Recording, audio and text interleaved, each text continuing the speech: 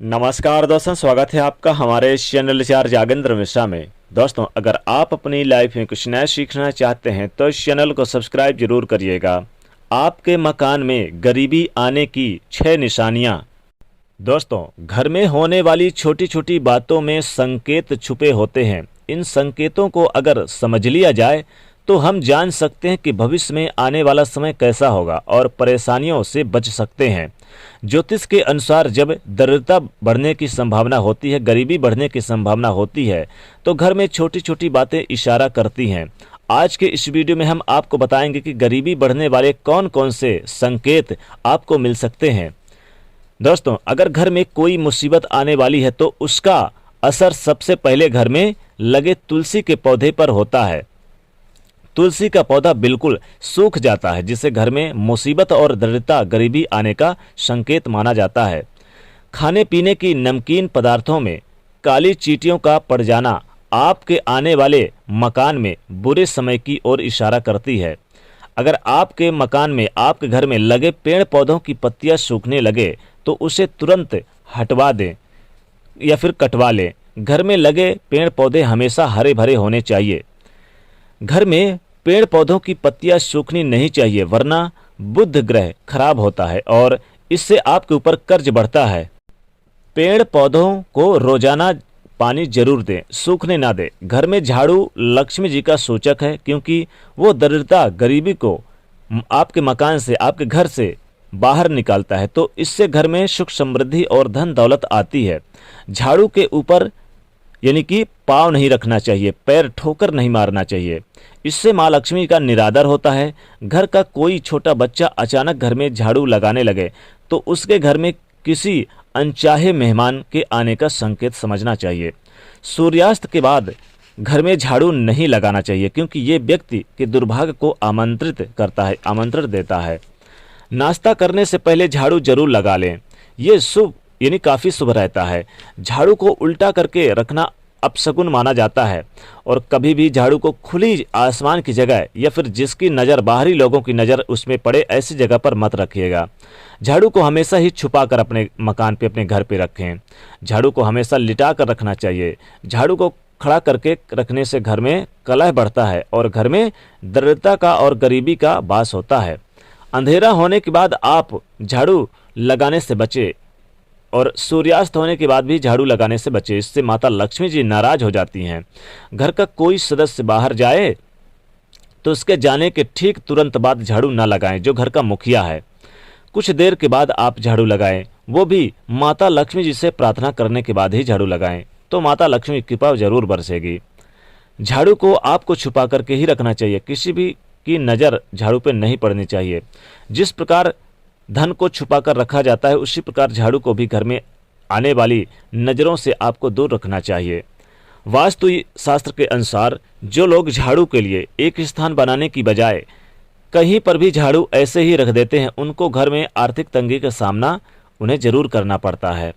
इससे खर्च भी बढ़ता है, आर्थिक परेशानियों का सामना भी करना पड़ता है। दोस्तों, गाय या अन्य किसी भी जानवरों को झाड़ू से मारना नहीं चाहिए, मार के नहीं भगाना चाहिए। इससे माँ लक्ष्मी जी आपके घर से नाराज होकर चली जाती हैं। जिन घरों में दूध उबल कर गिरता है, वहां पर अचानक पैसों का खर्च बढ़ जाता है। घर के लोग बीमार रहने लगते हैं और घरेलू जीवन में दूरियां आने की संभावना बढ़ती है। इसलिए अगली बार से आप इस बात का जरूर ध्यान दें। बहुत से लोगों का कहना है कि दूध उबल कर गिरना शुभ होता है, तो मैं उन्हें बता दूं कि रोजाना अगर आपके घर में दूध उबल कर गिरता है तो रोजमर्रा की जिंदगी में तो ये शुभ नहीं है। रोज रोज ऐसा नहीं होना चाहिए। आपको इस बात का ख्याल रखना चाहिए। अगर आप किसी काम से घर बाहर जा रहे हैं और वापस आते ही आपको दरवाजे पर सबसे पहले छिपकली के दर्शन हो जाएं, तो इसका मतलब है कि आपका बुरा समय बहुत ही जल्दी शुरू होने वाला है, गरीबी आने का संकेत है। ऐसे में आपको पहले ही संभल जाना चाहिए और बुरे वक्त में हिम्मत से काम लेने के लिए तैयार हो जाना चाहिए। इस बात का ध्यान रखिए कि वक्त कभी भी एक सा नहीं होता है, बुरा वक्त भी निकल जाएगा। ज़रूरत है सिर्फ हिम्मत से काम लेने की। दोस्तों, घर में छिपकली दिखना वैसे तो शुभ संकेत होता है, लेकिन अगर आपने नया घर लिया और उसमें छिपकली मरी हुई मिल जाए तो घर में प्रवेश से पहले आपको पूजा हवन आदि करवा लेना चाहिए। अगर आप ऐसा नहीं करते हैं तो उस घर में रहने वाली व्यक्ति की तरक्की नहीं हो पाती और बुरा समय हमेशा उस व्यक्ति पर हावी बना रहता है। अगर जाने अनजाने में छिपकली आपके शरीर के अंगों पर गिरती है तो ये भी आपके आने वाले अशुभ संकेत का सूचक है। जैसे अगर छिपकली आपके माथे पर गिरे तो आपके लिए खुशियों का संकेत तैयार लेकर आती है और जल्द ही आपको धन का लाभ होने वाला होता है। लेकिन वहीं अगर छिपकली आपके सिर पर या फिर बालों पर गिरती है तो आप सावधान हो जाइए, क्योंकि इसका मतलब है कि आपके जीवन में भारी संकट आने वाला है या फिर आपके साथ कोई बुरी घटना होने वाली है। इसी तरह से आंख का फड़कना भी आपके घर में आने वाले बुरे समय के बारे में संकेत देता है। महिलाओं की बाईं आंख फड़कना मतलब आपके जीवन में कुछ अच्छा होने वाला है। ये शुभ संकेत का इशारा करता है। अगर बाईं आंख चारों ओर दिशाओं में फड़कने लगे तो इसका मतलब कि आपके शादी के योग जल्द ही आने वाले हैं। महिलाओं की दाईं आंख फड़कने का मतलब होता है अशुभ होना। दाईं आंख का फड़कना आपके जीवन में संकट आने का संकेत है। पुरुषों की बाईं आंख यानी कि लेफ्ट आंख फड़कने का मतलब होता है कि आपके जीवन में अब मेहनत और कष्टदायी समय नजदीकी आने वाला है। वहीं पुरुषों की दाईं आंख फड़कने का मतलब होता है कि आपके जीवन में कोई शुभ समाचार आने की वाला है, शुभ समाचार आने के संकेत हैं। इसी तरह कौवे से भी आपको आने वाले समय के संकेत मिल जाते हैं। अगर कौवा किसी स्त्री के सर पर आकर बैठ जाए तो उस स्त्री के पति पर भारी मुसीबत आने वाली है, संकट आने वाली है। ये गरीबी आपके घर में आने का संकेत है। अगर किसी व्यक्ति के घर पर या उसके छत पर अचानक बहुत सारे कौवे आकर शोर मचाने लगे तो ये उस घर के मालिक पर आने वाले किसी बड़े संकट या बहुत ही समस्याओं के आने के संकेत है। दोस्तों, घर में पड़े हुए कांच या चीनी मिट्टी के बर्तन बार बार टूट जाते हैं तो ये भी दरिद्रता के आने के संकेत करते हैं। दोस्तों, इन चीज़ों को आप जरूर घर से बाहर निकाल दें।